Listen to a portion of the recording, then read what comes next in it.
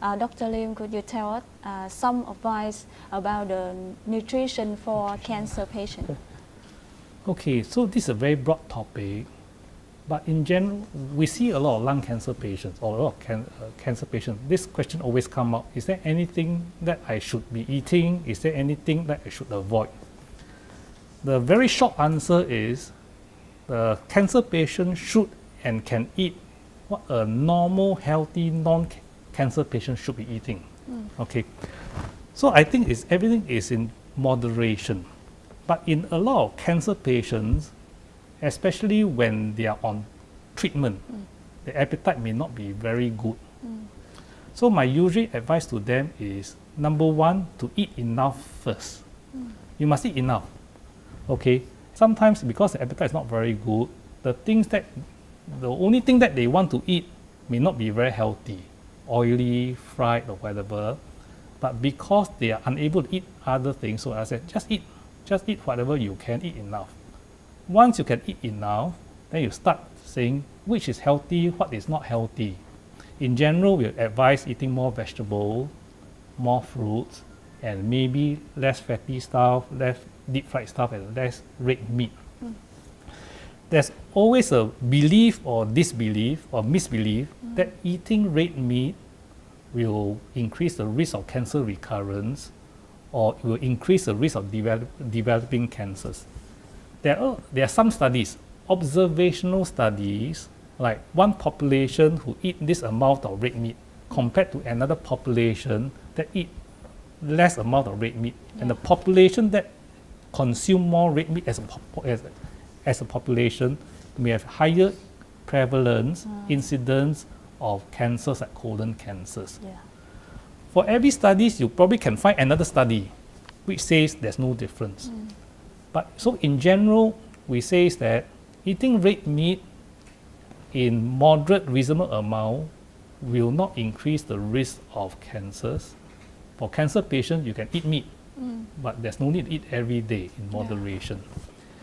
There's a common belief among the cancer patients also, eating sugar, eating sweet things will feed the cancers and make the cancer grow faster. I accept the cancer needs sugar to grow. But I think it's difficult to starve the cancer of sugar while the cancer is in the body. So in general, we are saying that eating sugar is fine.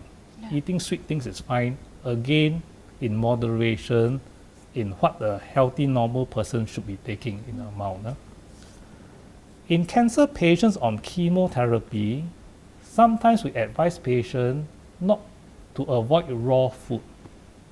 It is not because eating raw food will make the cancer worse or whatever. Some of the chemotherapy can reduce the white blood cells, can reduce the body immunity.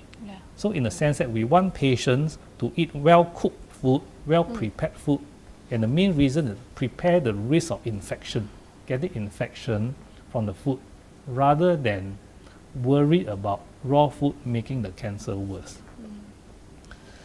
Then you talk about supplements. Many people will talk about, should I be eating this, should I be eating that or not? So I think that is a very difficult question to answer. So for supplements, I think different populations, different cultures, different races, they have their own belief. Like for Chinese, we may say eating cordyceps, eating ginseng and all these things will make the body better. The stronger, able to tolerate the side effects of treatment, able to fight or control the cancers better. There are some of these, there may have some data, but a lot of these are based on belief. So in general, we'll say that we just first focus on the side effects. If we cannot prove it can be beneficial or not, we make sure it doesn't do any harm. So how do we tell? So in general, natural products should be okay. Those taken by a lot of people, like ginseng, the cordyceps, taken by normal people, all these things should be okay. Like in any drug treatment we give, any supplements that make you feel uncomfortable, like make your stomach upset, give you diarrhea, you avoid them. But other than that, I think it's very difficult to go specifically to say, is this good, is this no good? Okay, thank you very much, Dr. Lim Yeah. Hong Len, and thank you very much, Dr. Agastian, for giving us many precious information today. Thank you so Okay, much. thank you very much.